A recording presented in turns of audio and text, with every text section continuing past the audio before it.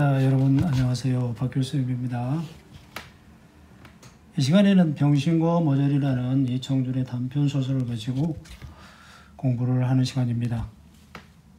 우리 교과서에 이 소설의 위기와 절정 부분, 뒷부분만 수록되어 있기 때문에 쌤이 교과서의 앞부분의 줄거리를 먼저 좀 자세하게 설명을 해준 다음에 이어서 교과서 본문을 하나하나 살펴보면서 수업을 진행하겠습니다. 먼저 때는 1960년, 그러니까 전후죠. 전후.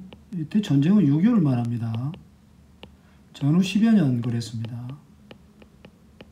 1960년대 66년에 여기 나와 있지만 이청준이 창작과 비평이라는 잡지 소설을 발표했기 때문에 그때가 배경이고요. 서울입니다. 그리고 전쟁터죠.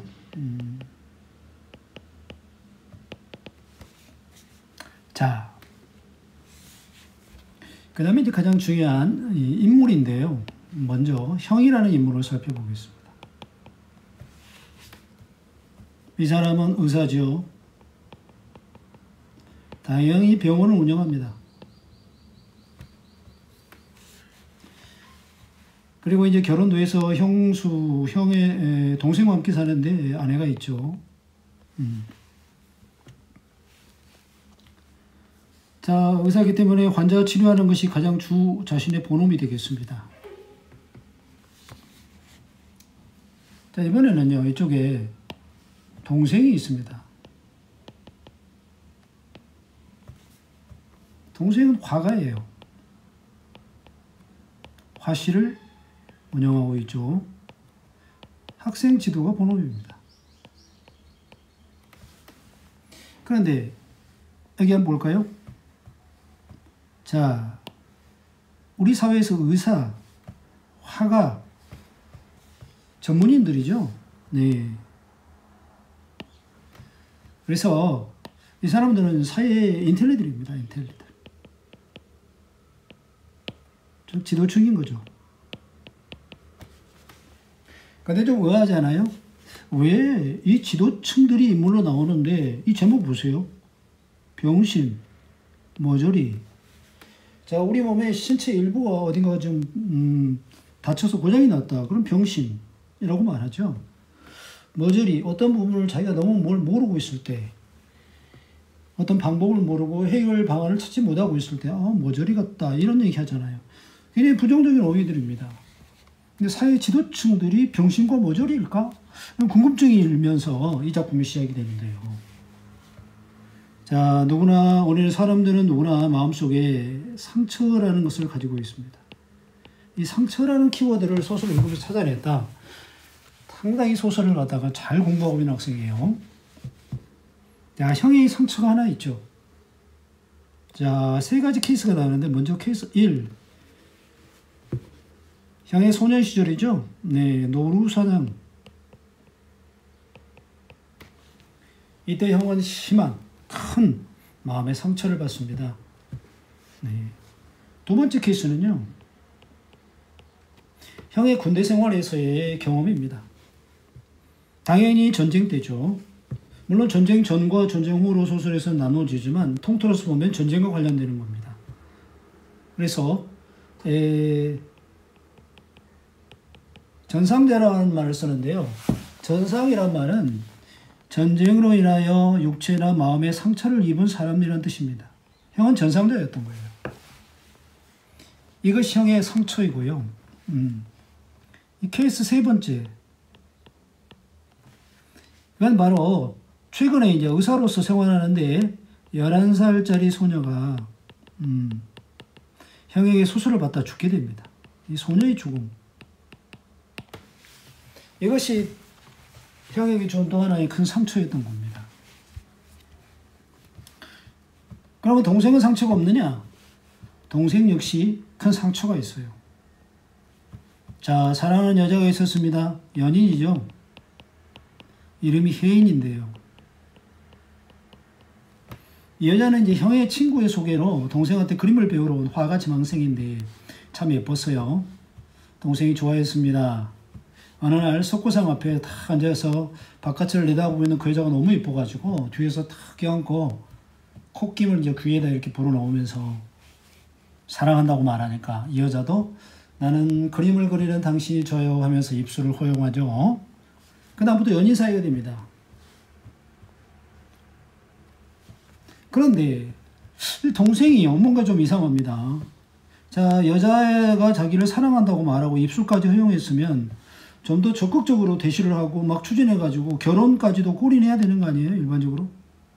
여자가 바라는 건 그거죠. 근데 이 남자는 더 관계를 진전시킬 의향도 용기도 어떤 그 정열도 없는 거예요. 혜인이는 지쳤습니다. 그래서 결국 이별을 통보하고 말죠.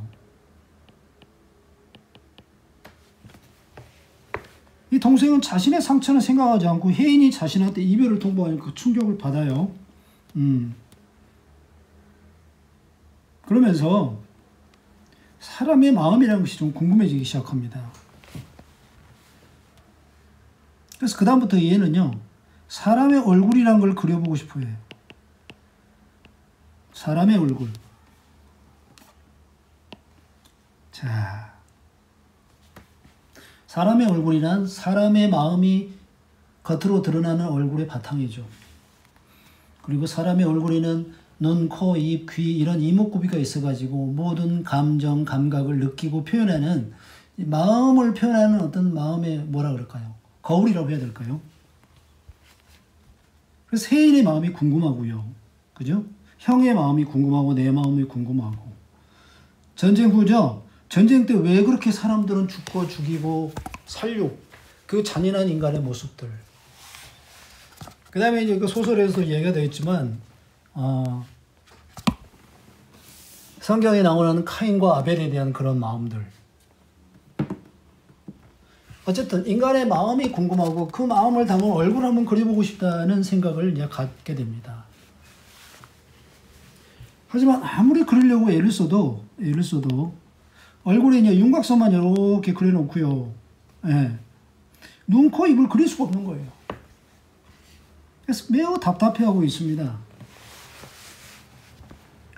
형의 집에 얹혀 살고 있는데요. 그런데 형이 뜻밖의 이 세 번째 케이스 있죠. 이 케이스 3, 이 사건 때문에 갑자기 병원을 때려친 거예요. 그래가지고 느닷없이 이 사람이 이 상처를 극복하는 방법으로 딱 내세운 게 뭐냐면 이게 소설을 쓰겠다는 거예요. 그리고 소설을 쓴다는 거예요. 이 11살짜리 소녀가 죽은 것도 사실은 형의 잘못만은 아닙니다. 이 소녀는 수술을 안 했다 할지라도 거의 죽었어요. 그 정도로 이제 심각한 병이 걸린 겁니다. 그래서 죽은 후에 유족들조차 별 저항을 하지 않았던, 반항을 하지 않았던 그런 건데도요, 형은 이게 굉장히 쇼킹이었나 봐요. 그래서 다시 한번 말하지만 이 상처라는 것을 어떻게 극복하느냐. 상처. 형이 상처 극복 수단으로 쓰기 시작한 것이 바로 소설인데요. 그러면 동생이 갑자기 형이 의사를 때려치고 소설을 쓴다? 궁금해서 견딜 수가 없는 거예요. 그렇지 않겠어요? 그래서 형의 소설을 훔쳐보기 시작합니다. 훔쳐보는 거죠. 근데 형의 소설을 훔쳐보면서 뜻밖의 놀래요. 이 소녀의 죽음이니까 무슨 소녀의 죽음, 미안함, 무슨 죄책감 이런 걸로 시작될 줄 알았는데 의외로 이 케이스 1이 먼저, 케이스 1. 즉, 형이 소년 시절에 겪었던 노루사냥에 대한 이야기부터 시작이 되는 거예요. 자, 형이 소년 시절에 방학 때 이제 시골에 내려왔어요. 겨울에 할 일이 없죠? 사냥꾼들이 와가지고 사람을 사가지고 몰입꾼으로 쓰는 거예요. 일당을 주고요. 거기에 이제 형이 간 겁니다. 눈이 하얗게 덮였습니다. 그런데 그날따라 노루새끼 한 마리 안 보이는 거예요. 지쳐가지고 점심 무렵에 찬 밥덩어리를 먹고 있는데 어디서 갑자기 총소리가 땅 소리가 나는 거예요. 그 순간 그 총소리, 그 총소리. 갑자기 형한테 큰 충격으로 다가오는 거예요. 총소리. 땅 총소리.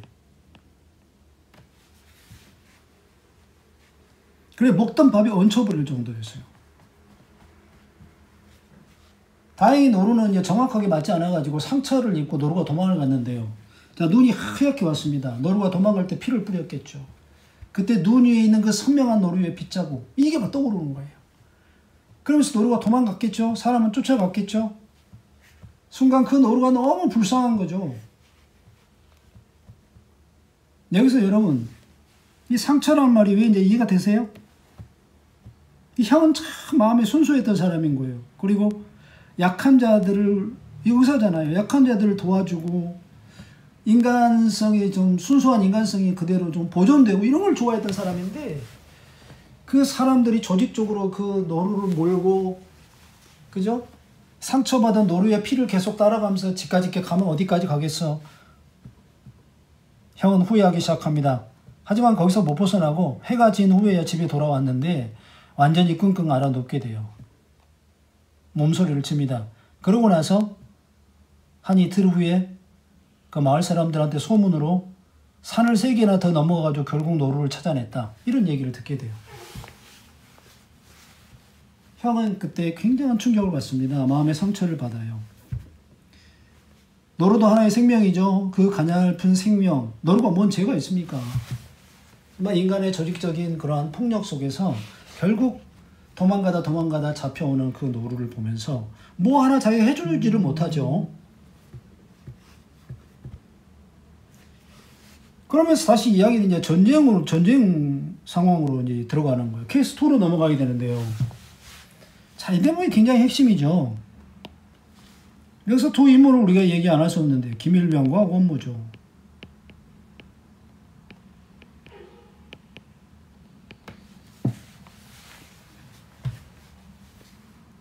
자, 오관모 이 녀석은 참 나쁜 부정적 인물인데요. 독사같이 생겨가지고 맨날 칼을 가지고 다니면서 신병이 오면 그냥 턱 밑에 들이대가지고 누구든지 배때기를 앞으로 내밀면 나한테 죽는다. 이러고 아주 기를 꺾어놔요. 그래놓고는 이 녀석이 그날 밤에 그 신병을 데리고 성적 상대로 삼습니다. 남색의 대상으로 삼는 거예요. 나쁜 놈입니다. 계급, 권위, 권력을 이용해가지고 아랫사람을 짓밟는 스타일이죠. 자, 여기서도 느껴집니까? 형이 왜 상처를 느꼈는지. 그런데 이 형은 의무병이었어요. 의무병. 그날따라 형이 이제 들것을 만들려고, 들것, 환자들 옮길 때 쓰는 거, 이 산에 가서 이 긴 작대기를 하나 만들어 왔는데, 오관모가 김일병을 이제 두드려 패는 거예요. 김일병은 누구냐? 굉장히 곱게 생겼어요. 착하고 선하게 생겼는데, 당연히 오관모가 김일병도 칼끝을 겨눠가지고 그날 밤에 남색의 대상으로 삼으려고 했겠죠. 그런데 김일병이 거부한 거예요. 그래서 이제 약이 올라가지고 김일병을 조지는 겁니다. 맨날 패요. 근데 맨날 맞아도 절대 김일병은, 그 가녀리게 생긴 김일병은 자신의 자세를 바꾸지 않습니다. 오관모는 약이 오를 대로 올랐죠. 그래가지고 그날따라 내가 이제 들것을 만들려고 나무 막대기를 가져왔는데 그거를 뺏어가지고 김일병을 그냥 엉덩이를 내려 조지는 거죠. 그래서 김일병은 막 신음을 토하면서 막 그 매를 견디고 있는데, 내가 어떻겠어, 내가. 의무병인 형, 내가 말이에요. 너무 미안할 거 아니에요. 그리고 저건 어때요, 저건 말려줘야 되는 거죠. 그런데 어떻게 그저 말려주지 못하는 거 아니에요? 그죠? 우선 내가 당할 게 생각나니까. 여기서 어떤 상처 느껴집니까? 이걸 이해하셔야 되는 거예요, 이걸요. 그런데 여기서 이제 묘한 걸 보게 되는데요. 김일병이 그냥 모진 매를 견디면서 하고 견디는데 마지막에 눈 한번 딱 들어가서 형을 쳐다보는데 이 형의 눈빛, 그 김일병의 눈빛, 형의 눈빛 마주치는 순간 형은 그 눈빛을 잊을 수가 없는 거예요. 죄책감. 이해돼요? 그러다가 그럭저럭 지나갔는데 이 전쟁이 났네요. 자, 압록강 근처 강계. 압록강 근처. 며칠만 있으면 압록강물을 보겠다. 북한으로 우리가 최고 올라갔죠. 강계 부근에 갔는데 갑자기 중공군이 야습을 해온 거예요. 그래가지고 맨날 며칠을 총으로 계속 총소리 전쟁 정신없이 살았는데 중공군이 그냥 밀고 내려가 버려요. 근데 응우병이 내가 뜻밖의 김일병을 만났네. 근데 김일병 오른쪽 팔이 다 떨어져 나간 거예요. 엄청난 부상을 당한 거예요. 피가 팔팔 뿜었을 거 아니에요. 그래서 김일병을 숲속으로 데려가가지고 지혈을 시키고 해가 져버린 거예요. 그래서 이제 어디 동굴에다 찾으려고 하는데 진짜 동굴이 하나 있는 거예요. 그래가지고 그 동굴로 이제 찾아 들어가려고 하는데 뒤에서 누가 총을 겨누면서 어떤 놈이 주인 허락도 없이 남의 집을 기웃거려. 돌아서서 보니까 딱 오감모였던 거예요. 아, 이럴 수가. 원수는 외나무 아래서 만난다고 하더니 그 지긋지긋한 오감모를 다시 전쟁터 나고자가 됐죠. 중공군은 후방군이 되어버렸잖아요. 우리 국군은 이미 남쪽으로 밀려 내려가 버렸고 그 원수를 다시 만나다니. 그날 밤부터 동굴에서 3명이 이제 살아가는데, 자, 오감모는 결국 김일병을 자신의 소원대로 남색의 대상으로 삼고 맙니다. 김일병은 부상을 당해서 저항할 수 없었던 것이죠. 그러면서 어느 날은 이 오감모가 의무병이 형한테 다가와가지고 또 형도 남색의 대상으로 삼으려고 해요. 하지만 형은 강력하게 거절하죠. 그래서 오감모한테 쫓아버립니다. 아니, 김일병한테 쫓아버려요.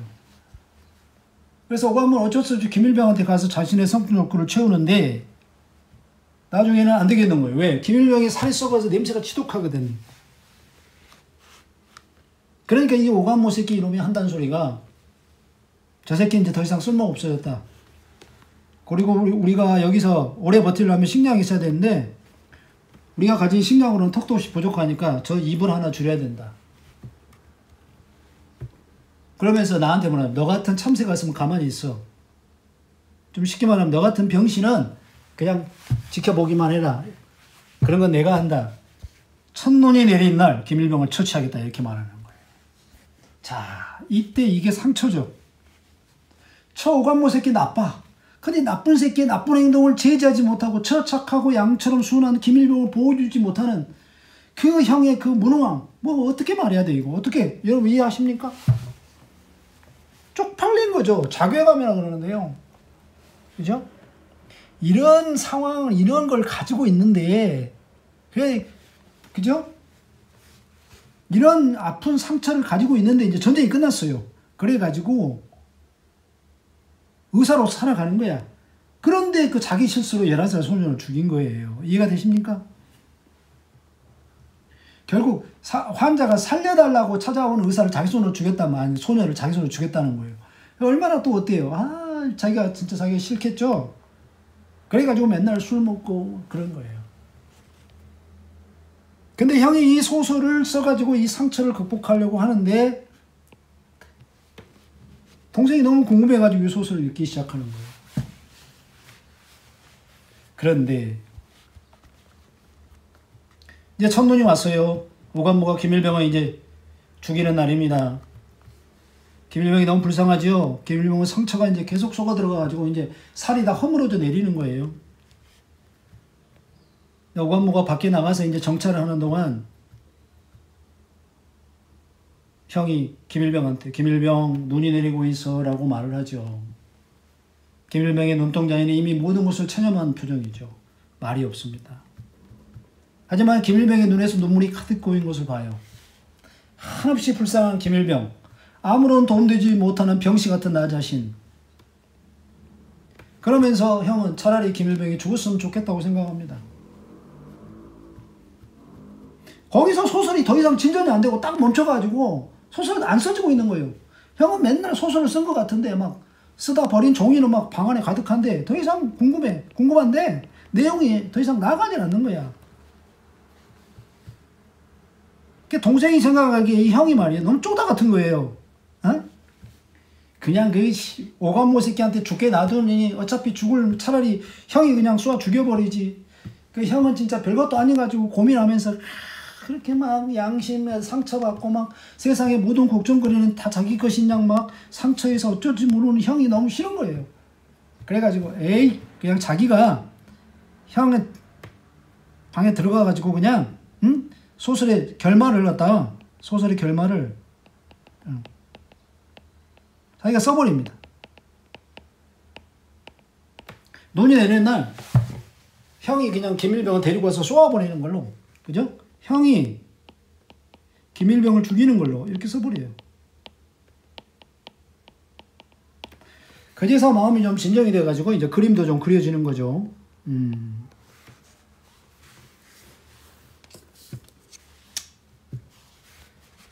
그런데 다음날 형이 찾아옵니다. 화실로. 그래도 모처럼 좀 그림이 되는데 그날은 또 혜인이 결혼식 날이었어요. 혜인이 다른 남자, 형의 친구랑 결혼을 해버립니다.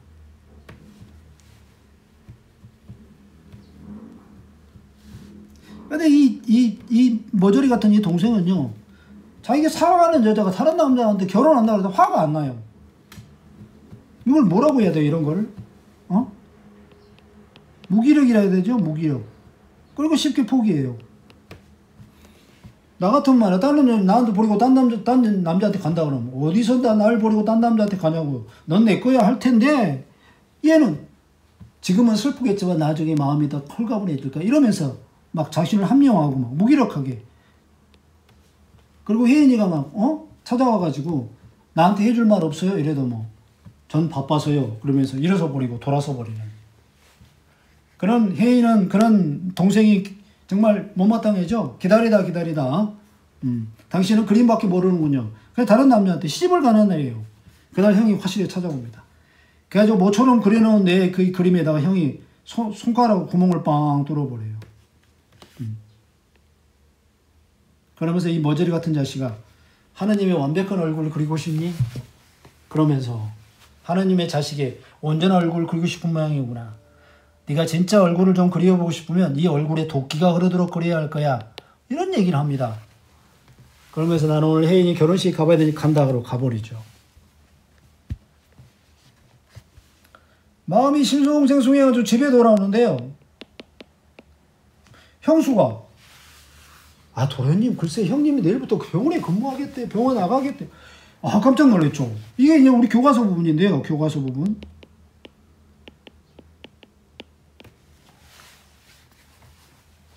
분명히 형에게 뭐 심경의 변화가 생긴 거죠. 자, 병원 때려치고 소설 쓰던 형이 다시 병원을 나간다? 뭔가 마음이 이제 정리가 된 거예요. 이때 머릿속에 핑 돌아갑니다. 형이 그렇다면. 그래서 잽싸게 형이 방으로 가가지고 소설의 결말 부분을 다시 한번 탁 뒤져보는 거야. 근데 뜻밖에도 형은 소설의 결말을 자기가 써놓은 결말을 싹 지워버리고 없애버리고 자기가 원하는 대로 결말을 바꿔놓은 거예요. 근데 그 결말이 충격인 거야. 그 결말 부분이 교과서의 하이라이트 부분이죠. 자, 눈이 내린 날 오감모가 김일병을 데리고 나가서 결국 죽이게 되죠. 그 총소리를 듣고 나는 옛날에 노루를 쏘았던 그 총소리하고 연결됩니다. 여기서. 그러면서 그 막 마음에 환각이 막 일어납니다. 그냥 정신이 없이 남은 총 하나를 들고 그 오감모가 김일병을 끌고 내려간 그 발자국을 따라서 내려가요. 근데 그 발자국이 그때는 핏자국으로 보여요. 그러다가 오감모가 딱 마주칩니다. 어딜 가는 거냐?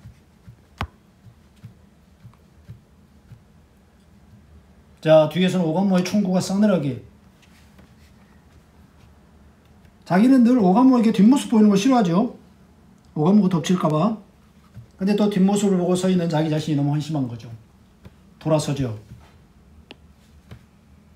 순간 잽싸게 엎드려 방아쇠를 당겨버리고 말죠. 미처 조준하지 못하고 얘가 돌아서자 마음을 풀고 총을 내렸던 오감모는 조준이 안 됐죠. 오감모 역시 총을 쏘았지만 결국 오감모의 총알은 빗나가고 형의 총알은 오감모의 몸에 명중을 한 거죠. 잠시 후에 깨어나서 오감모를 보니 오감모는 하얀 눈 위에 검붉은 피를 거침없이 쏟아내고 있었던 것이죠. 잠시 후에 오감모가 꿈틀거리죠. 무섭지만 그 오감모를 향해서 다시 조준사격, 확인사살. 이때 형의 마음속에 묘한 얼굴이 하나 떠올라요. 이게 제일 중요한 건데요. 여기 얼굴이 겹치죠. 동생이 그리려던 그 얼굴, 형이 소설 속에서 그 마음의 상처를 다 이겨내고 오감물을 죽이는 것으로 바꾸면서 느끼게 되는 그 얼굴, 이해됩니까? 이런 걸 중요하게 보셔야 되는데,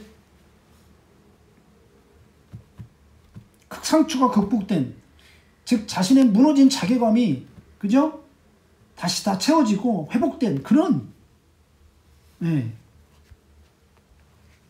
이걸 딱 보고 동생은 엄청난 충격을 받죠.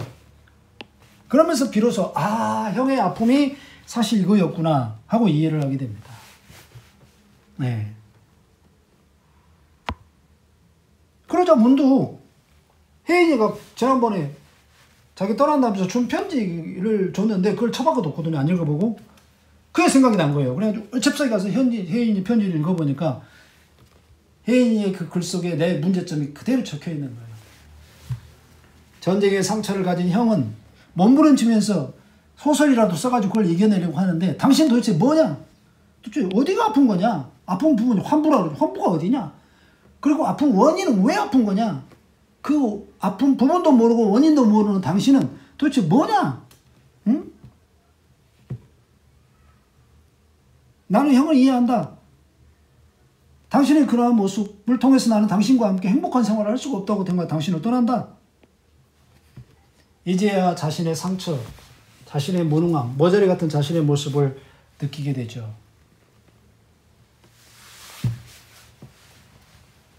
그런데 그날 밤 자다가 일어나서 보니까 뭐가 타는 소리가 나는 거예요.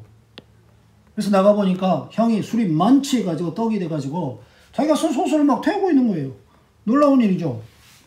놀래서 내가 나가니까 형이 자기 스스로 병신 새끼 하면서 너무 자기가 싫어가지고 주절주절거리면서 동생을 보니까 이 머저리 같은 새끼 하면서 귀를 잡아당기죠.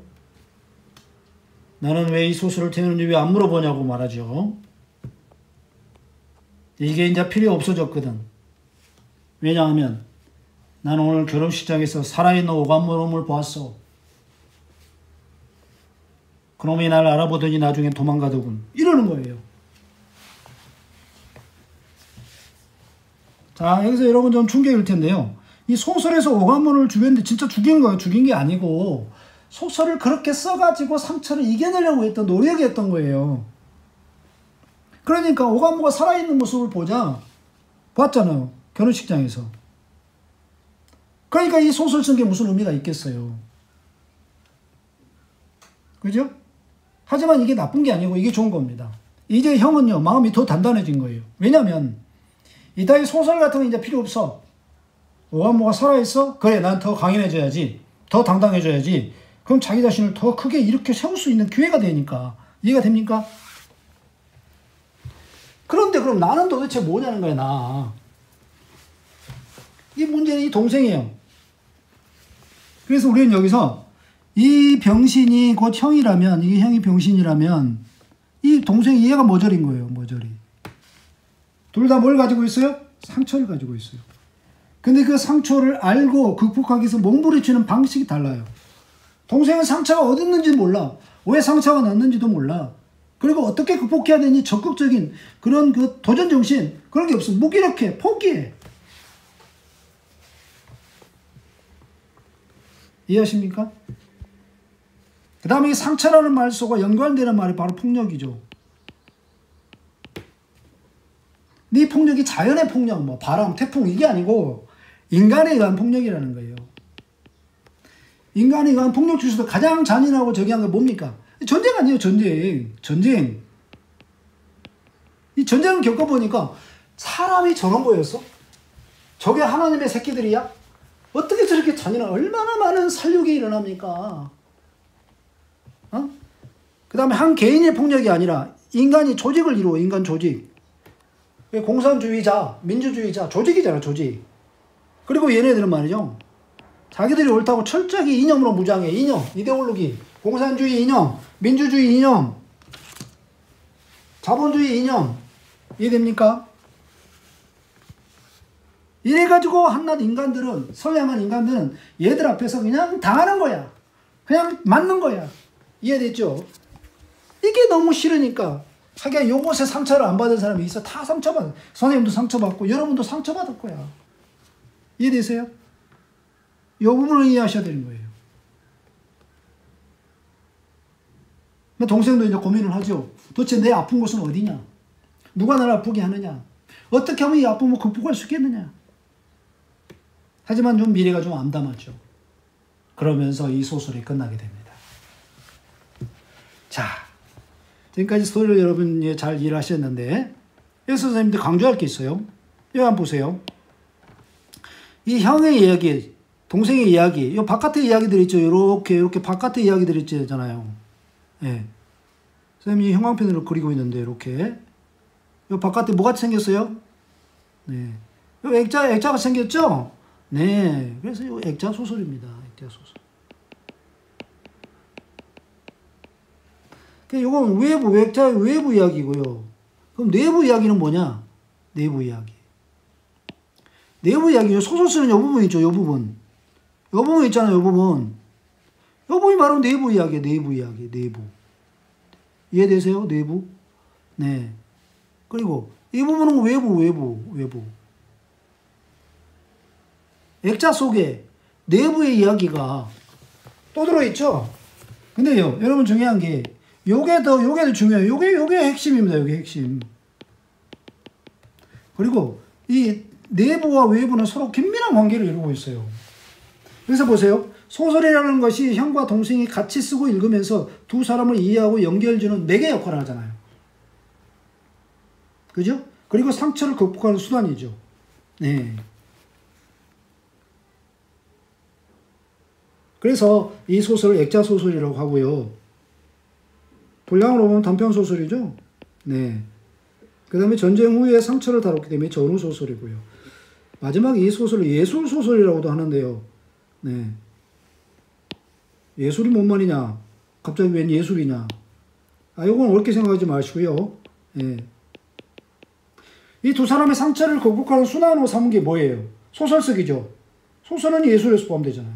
동생이 그림을 그리죠. 네. 네. 이거 역시 예술이잖아요. 그래서 예술을 통해서 마음의 상처를 극복하는, 그걸 추구한다. 그래서 예술 소설. 그걸 다뤘다는 얘기예요. 자, 이해가 되십니까? 우리는 살다 보면 수많은 상처를 받게 되고 또 가까운 사람한테 상처를 당하기도 하고 상처를 주기도 하죠. 그런 상처를 잘 극복하면서 행복한 인생을 꾸려가는 것도 결코 만만한 일은 아닙니다만 여러분은 지혜롭게 앞으로 인생을 더 설계하는데 이 소설이 도움이 됐으면 좋겠습니다. 자, 수고하셨고요. 다음 시간에는 소설 본문을 가지고 이제 공부해 보도록 하겠습니다. 여러분 수고했습니다. 바이바이.